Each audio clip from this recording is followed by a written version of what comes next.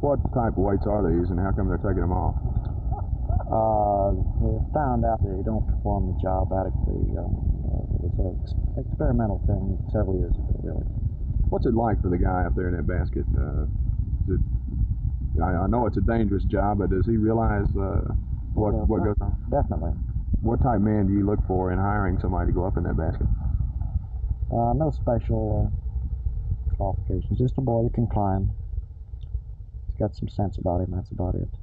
What about guts? Is it suggested that a man might have some guts to go up there? I don't think that even enters into it. People can climb or they can't climb, one way or the other.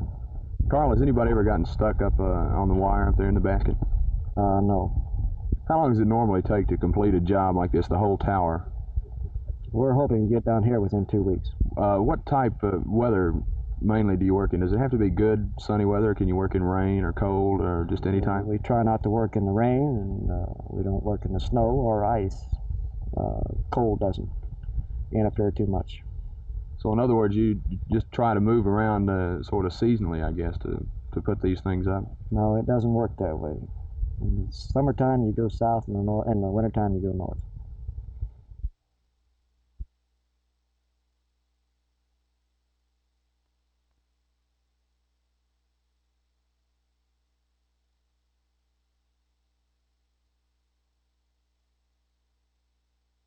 Board of Education and the way they've outlined.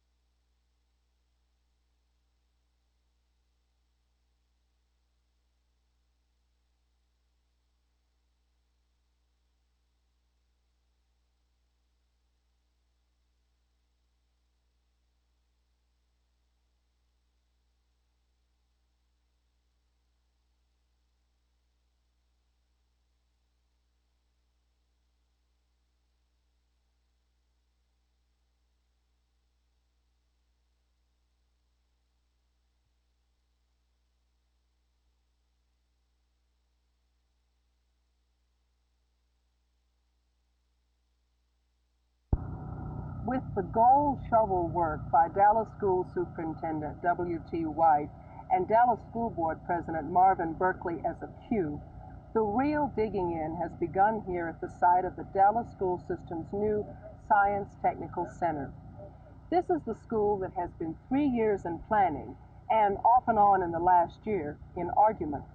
But now construction is underway, and hopefully in 2 years it will be in operation to provide technical vocational training for the upcoming generation that wants to and must dig something other than ditches. This site is just off Forney Road near Buckner Boulevard in East Dallas County. The ceremonies this morning were conducted happily by the Pleasant Grove Chamber of Commerce. Their president, Herb Hooks, in welcoming the guest, pointed out the closeness of the site to the greater Pleasant Grove area and East Dallas, as well as its easy accessibility to the rest of Dallas.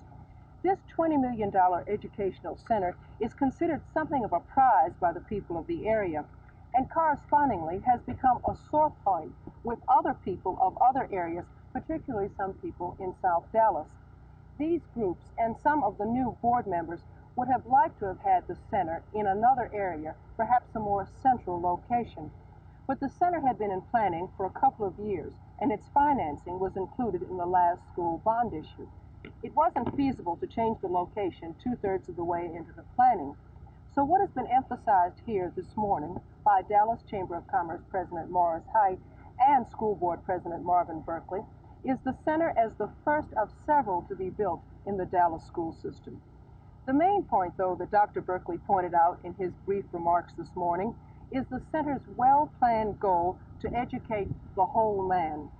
Berkeley quoted the late Albert Einstein, who urged that even the technically trained also receive a well-grounded general education. The curriculum of this center of 21 or more clusters of technology will be geared to prepare the student for both life and work. And barring labor and construction troubles, in 2 years, hopefully, this 88-acre site will be filled with buildings, filled with students and teachers aiming towards this goal. Teal Salon, reporting.